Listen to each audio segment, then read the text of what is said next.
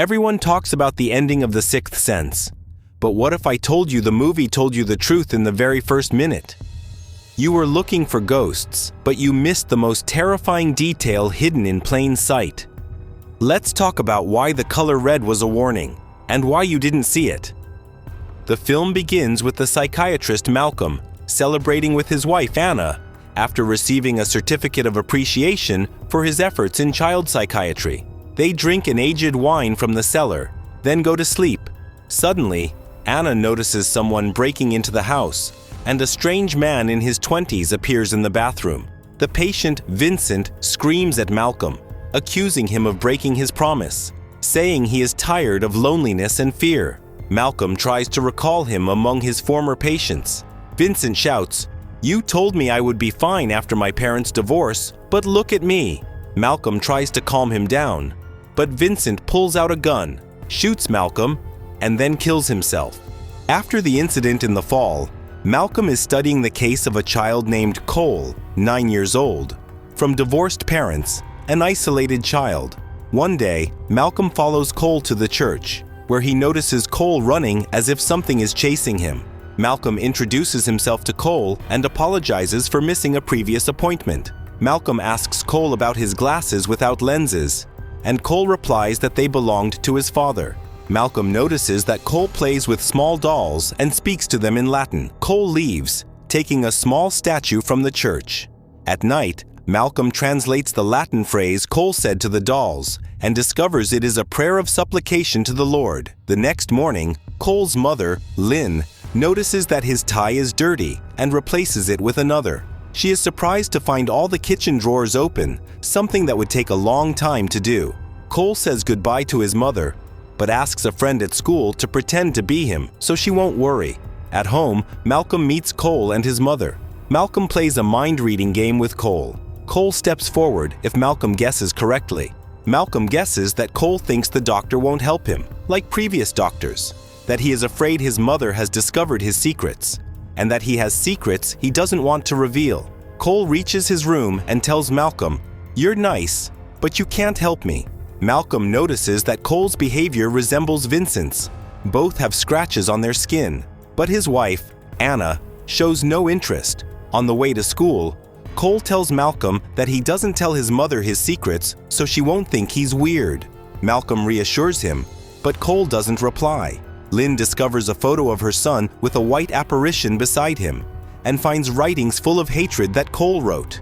A mysterious figure also appears in front of the house and then leaves. At school, the teacher talks about the school's history as a former courthouse, but Cole screams that people were executed there. Cole knows the teacher's name is Stanley and that he stutters, astonishing the teacher. The teacher angrily says, "That's enough, you weirdo." At home, Malcolm notices his wife Anna taking antidepressants and finds a locked door he cannot open. At a birthday party, Cole hears a cry for help from the second floor. He goes upstairs and screams hysterically. His mother follows him despite the loud music. The lock opens by itself, and Lynn finds her son unconscious.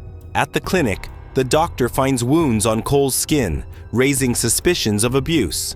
Malcolm tells Cole an indirect story about Vincent, about a child suffering from loneliness. Cole reveals his terrifying secret. "I see dead people when I'm awake. They walk among the living and don't know they're dead. I see them everywhere." Cole asks Malcolm to stay with him until he falls asleep. Lynn finds her son's jacket cut open at the back and his back scratched. She asks other children's parents to keep their kids away from him. At night, Cole sees a dead woman with a bruised face who tells him, "No one will give me justice." Frightened, Cole hides in a tent he set up in his room, surrounded by statues and a cross to ward off evil spirits. At school, Cole sees a hanged family at the end of the hallway, but Malcolm sees nothing. Lynn discovers a B-shaped necklace belonging to her mother in Cole's drawer. Cole denies taking it, but his mother doesn't believe him. Cole sees a dead child who says to him, "Come, I'll show you something." Frightened, he asks to sleep in his mother's room. A mysterious man appears at Anna's house, exchanging gifts and kisses with her, but Malcolm watches from outside after breaking a window pane. Malcolm admits to Cole that his wife hasn't spoken to him since the incident with Vincent. Malcolm apologizes and says he can no longer treat Cole. But Cole cries and says, "You're the only one who can help me. But how can you help me if you don't believe I see dead people?" Malcolm returns home and listens to old recordings of Vincent. He hears Vincent's voice as an adult, crying and pleading, "I don't want to die." Malcolm realizes that Cole is telling the truth and that he truly communicates with the dead. Malcolm goes to the church and meets Cole. He discovers that the dolls Cole plays with contain the souls of soldiers who died in the war. Malcolm tells Cole, "The spirits want to help you. You have to listen to them." Malcolm sees the man who was embracing his wife leaving his house. At night, a dead girl appears to Cole in the tent. In the morning, Cole and Malcolm go to the girl's house. Her father receives a box from Cole containing a videotape showing the mother poisoning her daughter. The truth is exposed. The next day, Cole successfully performs in a school play. Cole tells Malcolm, "If you want your wife to hear you, talk to her while she's sleeping." Cole says goodbye to Malcolm. In the car, Cole tells his mother that he sees dead people and delivers a message from his deceased grandmother. She loves you, and she's sorry for taking the necklace. Lynn realizes that her mother watched her dancing backstage. Lynn cries and hugs him. Malcolm returns home and finds his wife Anna asleep on the couch. He calls her. She wakes up and says, "Why did you leave me alone?" Her wedding ring falls to the floor, and she is wearing another man's ring. Malcolm looks at his hand and finds no ring.